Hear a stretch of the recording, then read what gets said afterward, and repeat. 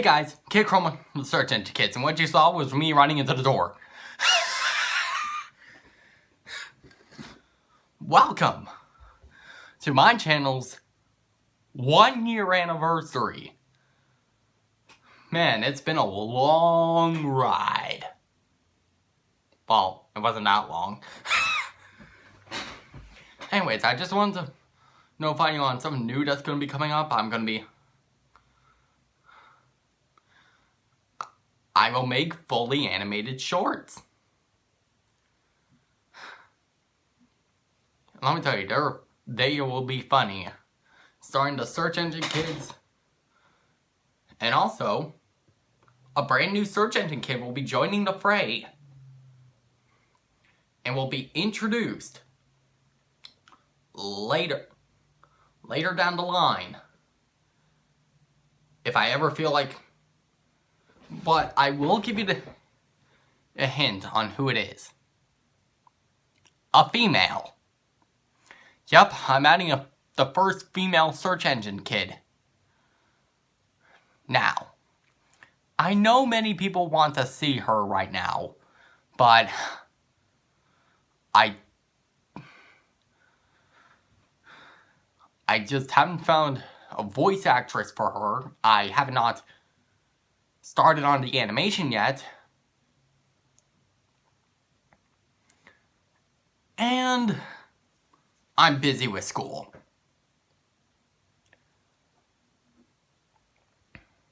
What? You want me... So, I'm Kid Chroma with the Search Engine Kids, and I'll see you in the next video.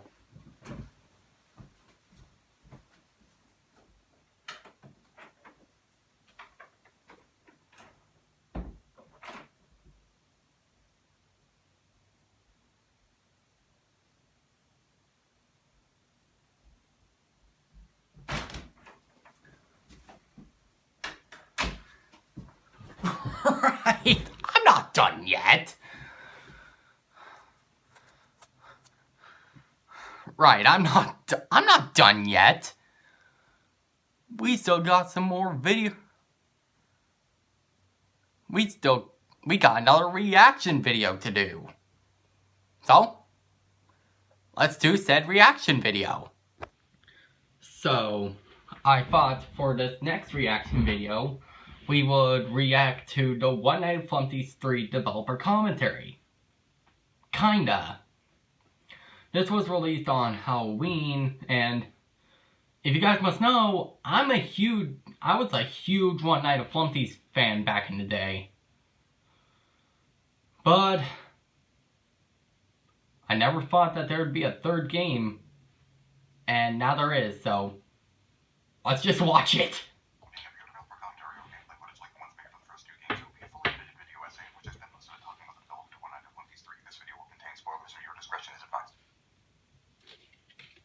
About 13 years ago now. 13 years? Jeez. I invented an imaginary user with the name Popular Guy. Right. The running gag was that every message this user posted would receive at least a dozen upvotes, regardless of what it said. I had to find an avatar for this character I invented, and on a whim, I did an image search for Humpty Dumpty. I'm not really sure why. And found this, which I thought is from a bit on The Muppet Show. I couldn't tell you why this image worked so well for Popular Guy, but the joke was well received. Yeah. I wouldn't be surprised if it left an impression on me that subconsciously led to Flumpty Bumpty years Hold on, I want to read these. similarly invented on it. I'm glad I decided to be hard-boiled today. But I still need to find Cupcake's sense of direction. Whim as a joke. Oh, here it is. It never would have occurred to me that his Now to find popularity would go to the Cupcake. One Night at Flumpty's 3, for me, is the end of a very long joke that took on a life of its own. I've made no secret of the conflicting feelings I've had. Yeah, I remember that. But I know I'm not alone when I say it's a rough feeling when your most successful creation. This is a reference to Humpty Dumpty. Flumpty Bumpty, 2014 to 2015. Well, I guess you can now put changed to 2015 to 2021 now. Or at least one of them is something you didn't put your heart into. I made the first game in about 3 weeks to practice software I've never used before. Not only was it a test parody game based on a series I really only had a passing interest in about 5 years ago, its cast is entirely made up of characters most people seem to have more passion about than I do. A lot of artists refer to their original characters as their children because of how much love and care they put into them, and that's I adorable. feel that way about some That dog is shrugging. But I've never had that experience with Flumpty or Blam or the others. For me, they're just kind of a means to an end. Really? All of this is to say, when I found Scott Cawthon's email about the Fazbear Fanverse initiative in my trash folder, What? the reason it Why was was there it? at all is because I had filters in place to automatically delete emails about Flumpty and FNAF, because I had no expectations of doing anything with either of them again. In fact, I had also deleted all the source files for the first 2 games, which made it more difficult when I had to remove all the copyrighted material from them for the official releases, because somebody had to decompile the games for me, and after that, the only way for me to edit the images was to draw over them. So that was fun. Wait. Sorry, WWW Wario, it had to be done. WWW Wario?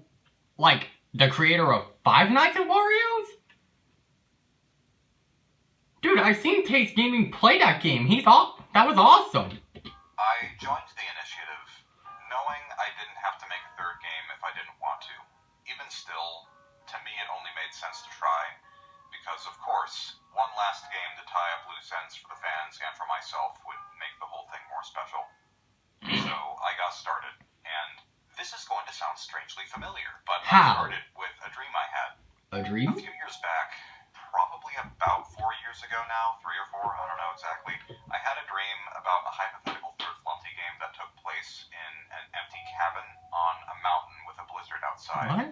On each of the 4 walls of this cabin was a wide open door Flumpty and Blam would sometimes appear behind, and just looking at them was enough to make them vanish back into the storm.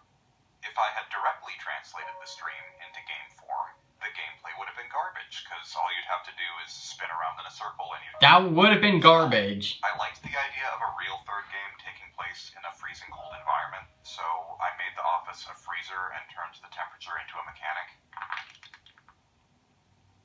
That sound.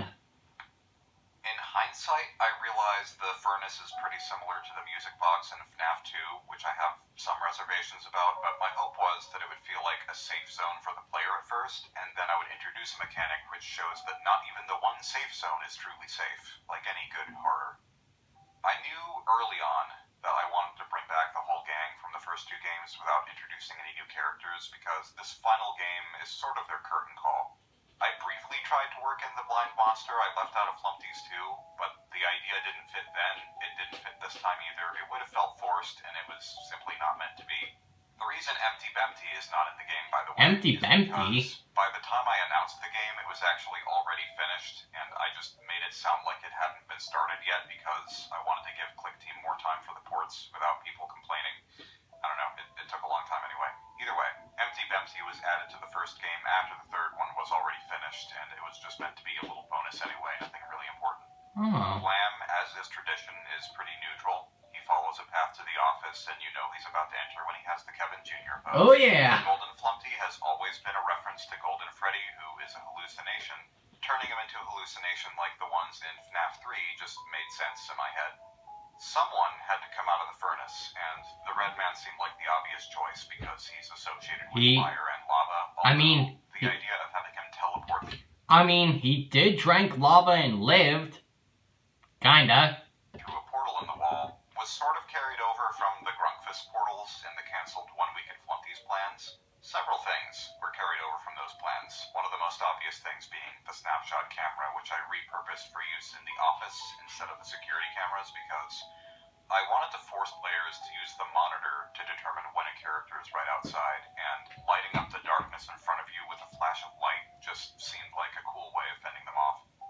When balancing the game, I felt like there needed to be more of a reason to make every snapshot deliberate, which is why if you flash the light at Grunkfist the impatient clown, he attacks you unlike the other characters. It also worked out well because the room Grunkfist comes out of this time is an exhibit for clown art, which is an idea I was rather happy with, and it makes sense for an art exhibit to have a sign prohibiting flash photography.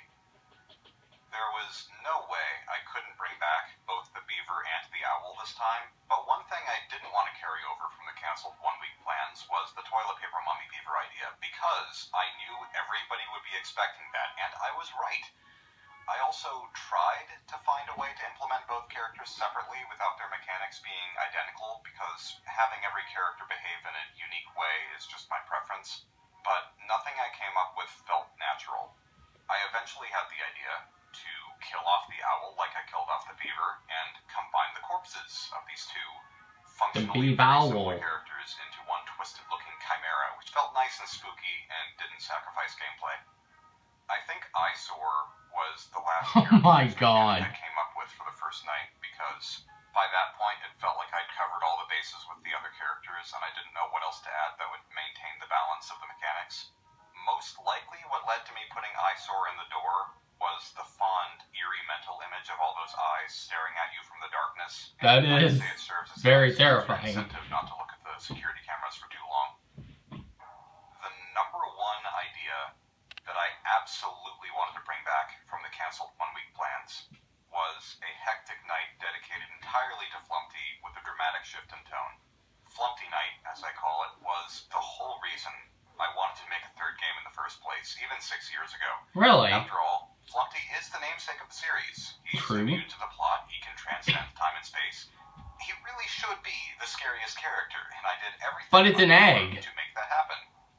The end result, in my opinion, is even better than I'd always hoped it would be. I'm glad I didn't design this night in the 1 week at Flumpty's days, because I've learned a lot, and I was able to capture exactly the mood I wanted back then, just with better gameplay that handles a lot of the same elements in a different way. I brought back the rooms that swap places on the map, the starry hallway, the laser doors, the room decorated with a bunch of glowing lines. The addition of the dinosaur is my friend's idea. This night combines a lot of new ideas with the best of the plans I had before, and it doubled as fan service, so that's great. It was cathartic, in particular, to animate the spider-legged Flumpty scampering through the vents, because that imagery had been in my head for years, and I was so eager to make it a reality that I'm pretty sure it's one of the first things I made when I got to work on Flumpty Night. I was also excited to make the jump scare, because Flumpty is more or less a reality-bending god of death.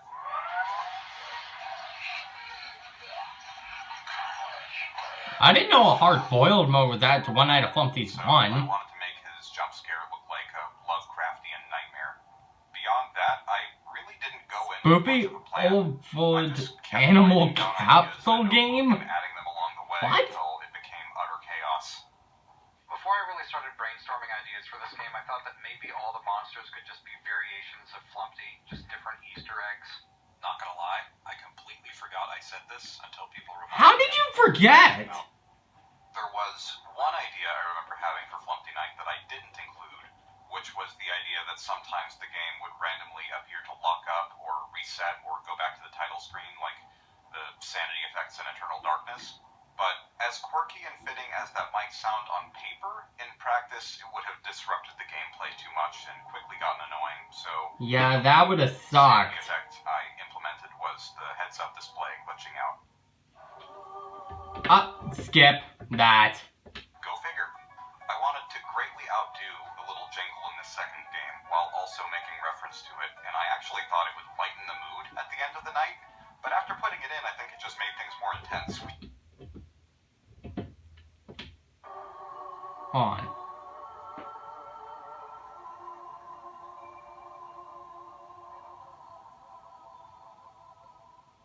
The decision to compose an electro swing song for the end of the night. An electro swing while song? I was listening to Caravan Palace. Go figure. I wanted to greatly What? outdo the little jingle in the second game, while also making reference to it, and I actually thought it would lighten the mood at the end of the night, but after putting it in, I think it just made things more intense, which is even better. I think it wraps up all the mayhem in a nice little bow, and I'm very pleased with how it came out. Flumpty Night is really the climax of the game, and even though hard-boiled mode is meant to be the hardest of the 3 nights, I didn't go out of my way to make it the hardest challenge it possibly could be, because Oh. narratively it's the falling action, it's the farewell to the characters, and I wanted people to actually be able to beat the night and see the true ending. In Five Nights at Freddy's 3, which always felt like the proper ending of that series to me, the background music of the Shadow Bonnie minigame was a music box cover of a classical piece by Schubert, which in English basically translates to Swan Song No. 4, Serenade. I used that same music box theme in the cancellation video for the One Week at Flumpty's game years ago, and it felt appropriate to sort of call back to that for the bittersweet final night of the series. So I made my own cover of Schubert's Serenade, and that's what plays in the game.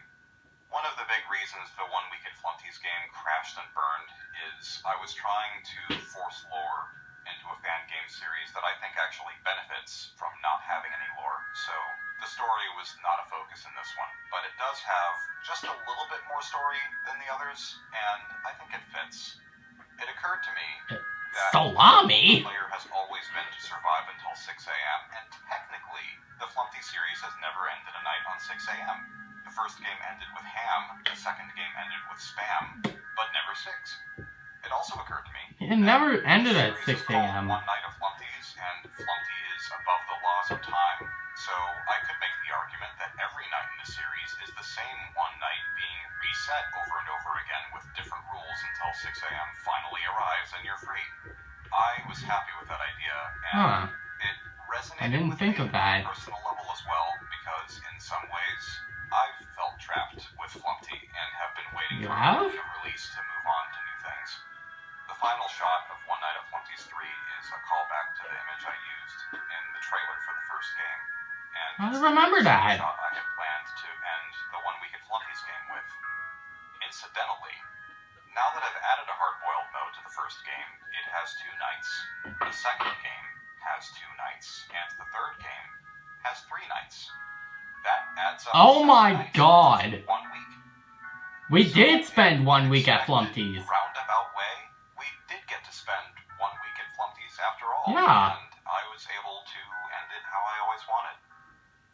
If I'm being honest, in regards to both Flumpty's and the Fazbear Fanverse Initiative, it feels like I have more negative memories than positive ones, and maybe that's just because the negative ones stand out more easily. I've felt torn about my relationship with these games, and I think all the Fanverse developers agree that the initiative could have been handled way better than it has been, with unclear communication being perhaps the biggest issue of all. But hopefully, since my games have been the first ones in the lineup, I've run into most of the major problems, and the experience will go more smoothly for the others. Major shout out, by the way, to Phil Morg, who is also part of the Fanverse developing FNAF Plus. Oh yeah, I heard of I that. have no idea why Click Team was given the unreasonable task of porting multiple games that weren't made in their own software, but Phil came along and did all the remaining necessary work for the Flumpty ports. He made a stylish menu for the console bundle, and he even found and fixed a few minor glitches that slipped under the radar. I could not have asked for anyone better for the job, and he's frankly the sole reason Flumpty's 3 came out before the death of the universe, so I'm very thankful, very, very, very thankful for his help. An additional shout out to Etches Sketchy, who is a good friend of mine, and also quite possibly the biggest Flumpty fan I've ever known. She has her own original characters who were initially inspired by the One Night of Flumpty's cast, but they're not even fan characters, they're her own distinct characters in her own world that she's creating, and that to me is even more flattering and cool, and she really made the release of the game more rewarding with her infectious enthusiasm. I'd also, of course, like to thank Scott Coffin for this opportunity. I mean, even though that man there have will been be times missed. when I've felt like I don't belong and maybe I shouldn't have Scott been isn't dead. at He all, and retired. when I've been confused He is and no longer frustrated, making likely games. difficult to work with. Scott has been patient with me. He's educated me on certain things and kept my best interest in mind the whole time. We'll miss you, Scott. Ultimately, when all is said and done, I'm glad that I made One Night at Flumpty's. I'm glad that I joined the Fanverse, and I think through this initiative, Scott has made a lot of people's lives a little brighter. Yeah, this is pretty much where my universe ends, with the possible exception of Merge in the future, although I still don't know whether that'll happen or not, so we'll see. My last Flumpty uploads will be the One Night of Flumpty's 3 soundtrack, and then I'll start a new journey. If you're still interested in Five Nights at Freddy's content, you won't be seeing it from me, but you will be seeing it with the other members in the fanverse, so if that tickles your fancy, please buy their games when they come out. They're all cool people with wonderful creative skill, and they deserve your support. With that said, take care, thank you for watching, and I'll see you in whatever we do next. And it's time for me to end this 1-year anniversary. So, thank you all so much for watching. If you like this video and want to help this channel grow, hit the like button right here, and hit the subscribe button right over here. If we can get to as many likes as we can, I'll be back with another video, which will be, or might not be, right up there. I'm Kid Chrome, the Search Engine Kids, and thank you all for watching. To be continued.